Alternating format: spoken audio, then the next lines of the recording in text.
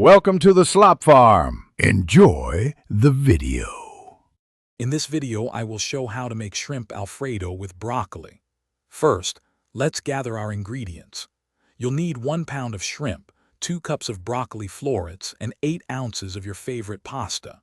Mince 2 cloves of garlic and grate 1 cup of fresh Parmesan cheese.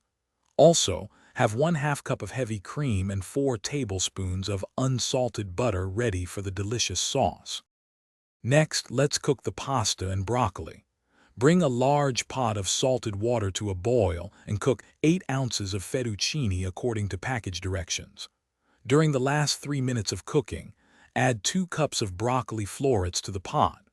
Once tender crisp, drain the pasta and broccoli, making sure to reserve 1/4 cup of that starchy pasta water.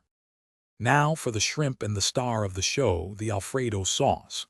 In a large skillet, sauté 1 pound of shrimp in 1 tablespoon of olive oil until they turn pink and opaque, about 2 to 3 minutes. In a separate pan, melt 4 tablespoons of butter with your minced garlic. Whisk in 1/2 cup of heavy cream, then gradually add 1 cup of Parmesan cheese until smooth. Finally, let's bring it all together for a delightful meal.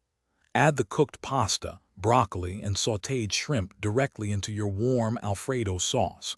Toss everything gently to ensure every piece is beautifully coated in that rich, creamy goodness. If the sauce is too thick, add a splash of the reserved pasta water. Garnish with fresh parsley and serve immediately. Thanks for watching. Consider subscribing if we helped you today.